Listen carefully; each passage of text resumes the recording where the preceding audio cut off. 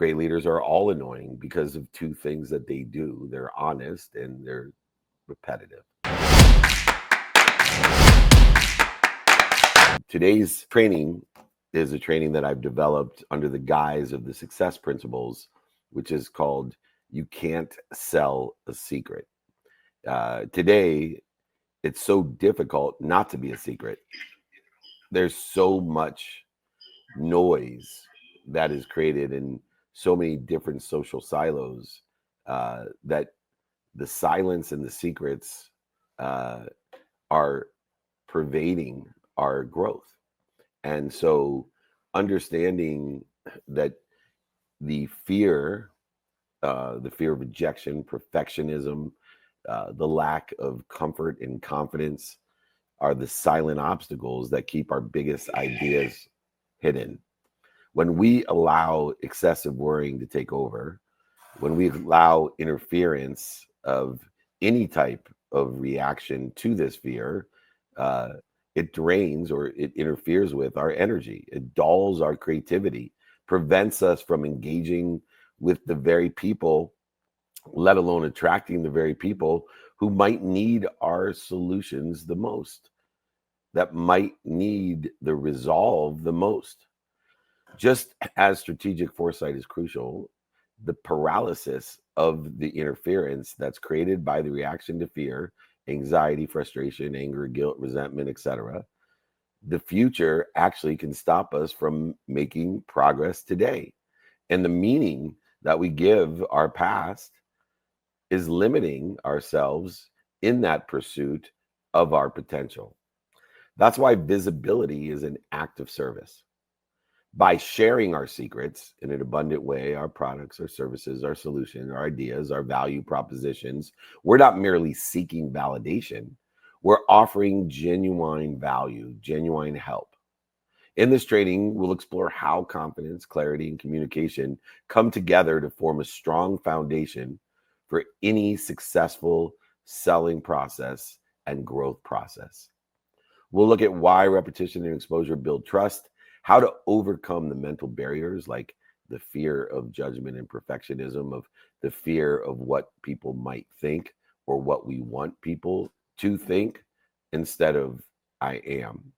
What am I doing to interfere with it, to stop the secrets? And finally, how embracing this service mindset that was taught by Napoleon Hill to provide value first, a mindset that transformed all ordinary communication into a powerful contribution.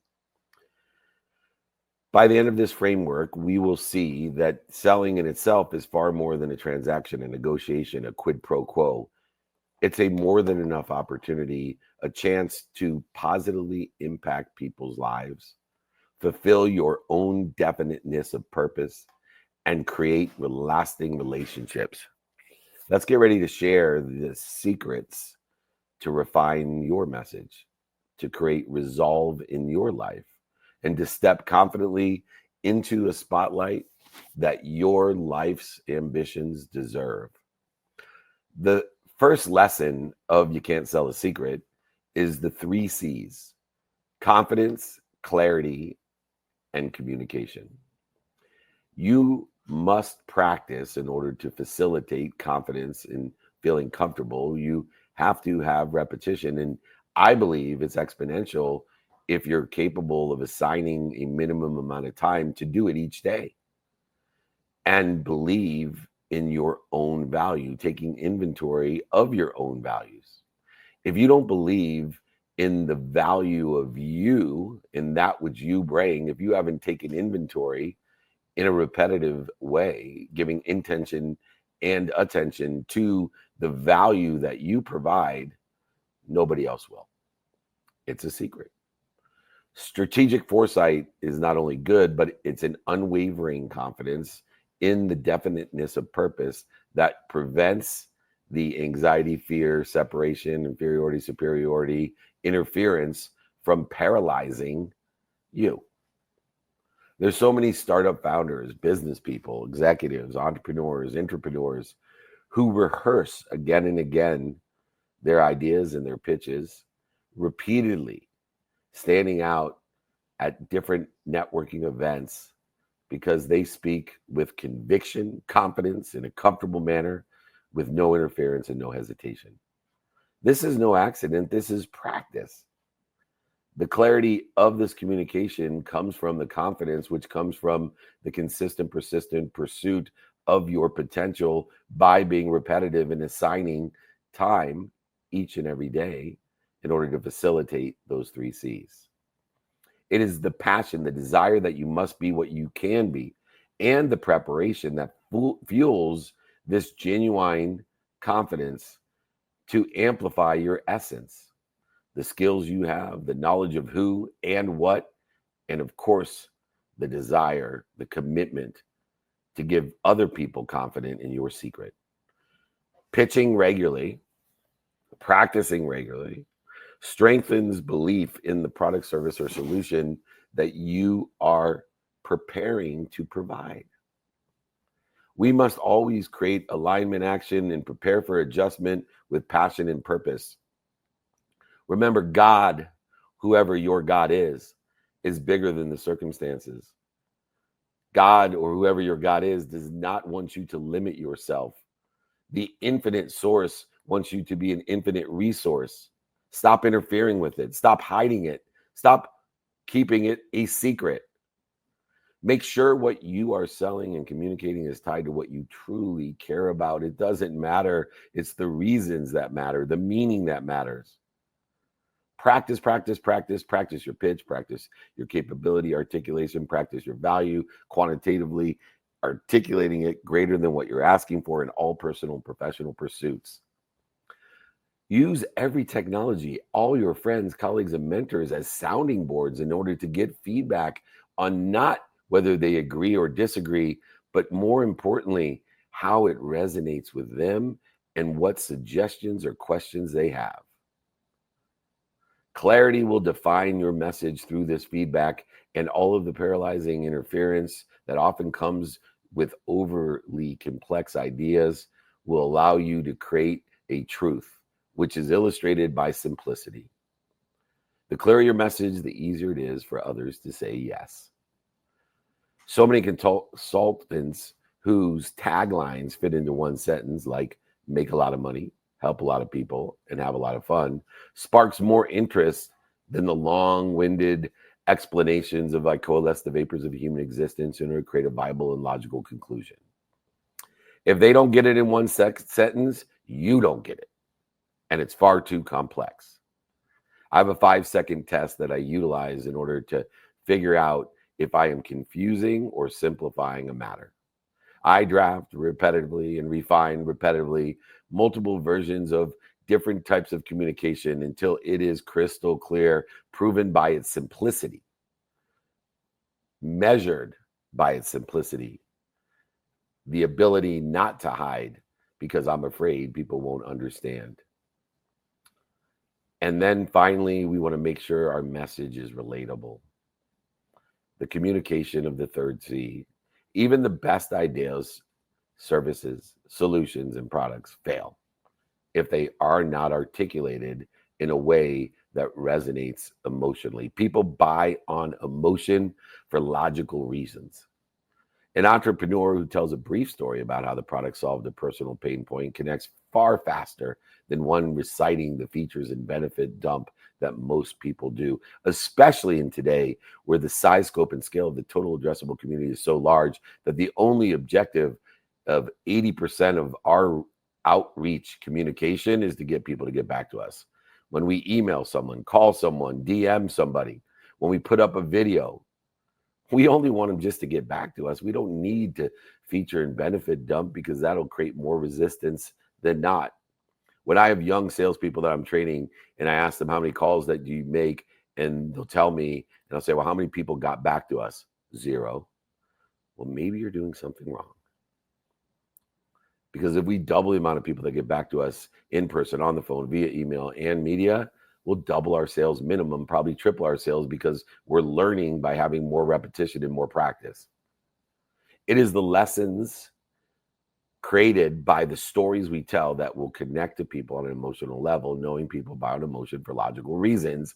The facts alone rarely move people unless it is a quantitative fact that is articulated upon alignment with value to exceed what we're asking for. If you're not asking, would it help you if, and do you know someone that can help me, then align your message, what people, with what they like, don't like, what's working, what's not working, what they know or don't know, because that's how values derive, by giving more of what they like, what's working and what they know, and taking away what they don't like, what they not working and what they don't know. Use the entire energetic, empathetic being that you are to show a genuine essence and understanding of the challenges, the struggles, the pain, and the setbacks that your community is facing. Utilize the 3 C's in order to create belief in your value: confidence, clarity, and communication. I talk about being annoying. Great leaders are all annoying because of 2 things that they do. They're honest and they're repetitive. And the power of repetition and exposure allows us to sell our secrets, to expose people to our secrets. If strategic foresight is a valuable asset, consistent exposure is the engine that drives the long-term recognition that people will buy from things they know exist. What they don't know exists is impossible to buy: product, services, solutions, ideas, or brands. I know so many financial advisors who consistently post valuable tips on social media, and it becomes a go-to resource for me, while others remain hidden despite having equal or greater expertise. People I meet, like, dude, I've never even heard of you. I didn't even know about that. Can't sell a secret. Omnipresence creates trust. People trust what they know, and they don't trust what they don't know. When people see you repetitively and they hear you repetitively, you become a comfortable, confident, familiar choice. I know Clinton Sparks, a platinum producing record mogul, 80 million or more records sold. His favorite line is "Get familiar." Get familiar, be familiar is what I say. Become familiar. You definitely want to be more interested than interesting, and get familiar with other people that can provide value to you, but you also have to become familiar. Leveraging all of the different platforms, from LinkedIn to in person, on the phone, email, and show up consistently every day. Become their favorite song. Become their bedtime story. Why is it that when we were little, we would make our grandparents read the same story again and again and again? Why is it when we go to the Rolling Stones concert, if they don't play Satisfaction, we're pissed off? Become Satisfaction. Become Brown Bear. Educate the inner circle. Build a community of people that want to help each other and know people that can help each other by becoming familiar, and get familiar with them. Don't assume that even your closest friends fully grasp what you're doing, what you're offering, and what you're about, what your essence is. I guarantee they don't, including maybe even your most intimate friends and partners. Make it simple, make it memorable, and make it repetitive. The power of repetition and exposure will allow you to expose everyone to your secrets, your essence. The next lesson is overcoming barriers to sharing. And I also want everyone to know that these exercises and guides are provided by the Napoleon Hill Institute. Just email me, david@dmeltzer.com. We'll be happy to share these with you in order to facilitate not selling a secret, giving it away, exposing you to Napoleon Hill, Think and Grow Rich, Outwitting the Devil, How to Sell Through Life. All of these great things we would love to share with you. In this very lesson, overcoming barriers, email me, by the way, david@dmeltzer.com, david@dmeltzer.com. Overcoming barriers to sharing. Excessive interference. That's the barrier to sharing. excessive worrying, resentment, guilt, separation, inferiority, superiority, anxious, frustrated, angry, worrying about others' opinions drains your creative focus and keeps you small. Do you know how many small minds stop big ideas? Not because the actual small minds are laughing, scoffing, and making fun of you, which they will, but it's actually exponential because it's the small minds that you're afraid of that might laugh at you, scoff at you, and make fun of you. What if out of 100 people, 98 of them laughed, scoffed, and made fun of you, and 2 of them loved it and supported it and amplified it? And they got 2 more people, and 98 more people are laughing, scoffing, and making fun of you. And then they got 4 more people, and then 8 more people, then 16. Pretty soon, in 20 turns of the exponential outcome, you have 2 million people getting you 2 million people. Yes, 20 million, 40 million people are laughing at you, scoffing at you, and making fun of you. But eventually, they'll applaud you. A creator who stops posting updates due to a single negative comment misses out on building a supportive community of people that want to help you and know people that can help you, that will buy from you and sell for you for life. The greatest pitches are not just the ones that are authentic, but they're the ones who are at your essence, your secrets that are amplified and communicated with clarity and balance and focus. People respond to you, not what's perfect. People respond to who you are, not to what's interfering with it. We can reframe criticism, laughing, scoffing, and making funny, and treat negative feedback as a chance to not only refine ourselves, but to protect, promote, love, and perfect us, not punish us or infect us. We must stay service focused and remind ourselves that the solution here exists for us and the value exists for us to help us, not to please everybody else. It is not what other people or what I want other people to think. It's what I think in the divine direction, utilizing the detours as divine promotion, protection, love, and perfection to allow for the divine time to give us a revelation, to reveal the truth and allow us to accelerate and aggregate and compound exponentially the outcomes that we desire. The next lesson is to create actionable frameworks to share and scale, to capture, modify, amplify, and perpetuate in person, on the phone, via email, and media. Trusting that the future solutions will emerge, which will not only motivate but inspire immediate action. The visibility is the path to both validation and improvement.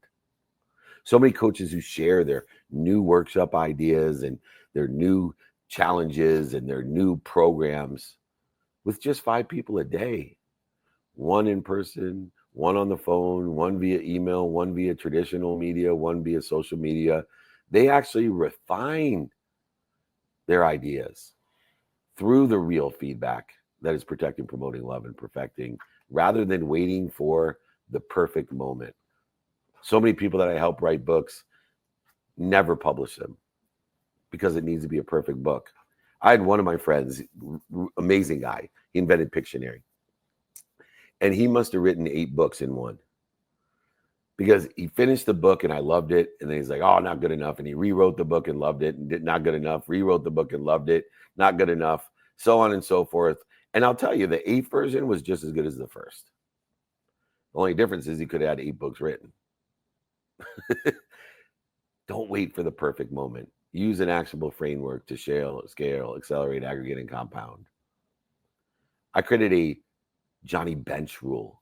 Johnny Bench was number 5, played for the Cincinnati Reds in one of the greatest baseball teams that ever played, with Ken Griffey Sr., George Foster, Dave Concepcion, and of course, Tom Seaver and Johnny Bench, the catcher, number 5.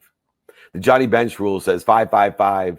Share with those 5 people every day. Use 5 platforms weekly and spend 5 minutes minimum refining what you're doing every single morning to accelerate, aggregate, and compound exponentially, which will keep the momentum high and the interference at a diminished capacity at an all-time low. Use a framework to track what's working, whether it's in person, on the phone, via email, social media, it doesn't matter. Understand the metrics. Ask for a quantitative analysis. How many people? What type of conversion? What can I do better? We want to test and go. You need to iterate fast. If one platform pitch style isn't resonating, adjust quickly and move on. There's a total addressable community of 7.6 billion people. Are you kidding me? Why are you wasting your time chasing something that's never going to happen?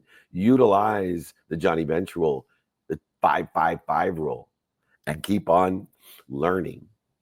Test and go.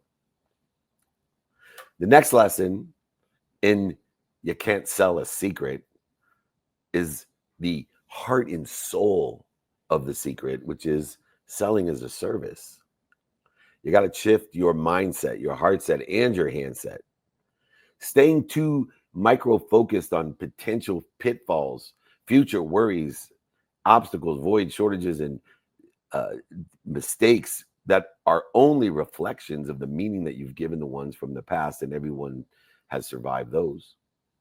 Knowing that it's not the mistakes that you make that's going to stop you from getting to where you want to be. It will only be the lack of commitment that you have that can overshadow the immediate impact you can make by sharing your secret, your solution, your product or service. Consistently, every day, persistently, without quit. Enjoy that pursuit to demonstrate kindness and consistency. Turning potentiality into possibility, into probability, into perspective, turning potential clients into long-term neighbors, community members, collaborators, and coordinators that want to buy from you and sell for you for life. A guaranteed successful formula in any business or personal endeavor. Because people feel served, not sold. You can't sell a secret when you serve it, not sell it.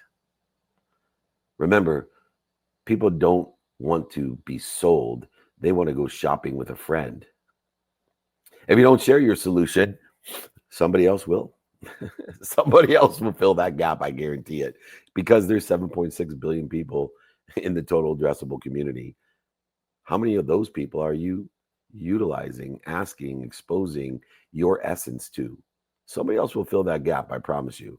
Operating from a service mindset, heart set, and handset ensures you stay not only motivated in the present, but inspired in the future, rather than paralyzed by it, interfered with that source of all information and all power that loves you more than your mom. This infinite, abundant, unified system of thought that will allow us to shift our mindset, heart set, and handset to selling is serving. Serve up your secrets. Offer genuine value. What's working, what's not working, what's you like, what you don't like, what you know and what you don't know. Position the product, service, or solution or brand as an answer to the questions and suggestions that people have, the problems that they foresee or currently or in the past have incurred. Focus on relationships, not transactions. Seek to create a community of advocates who trust you, that are part of a community that does want to help each other and knows people that can help each other. But we can't do it alone. You can't sell a secret, but you can't give a secret to nobody else.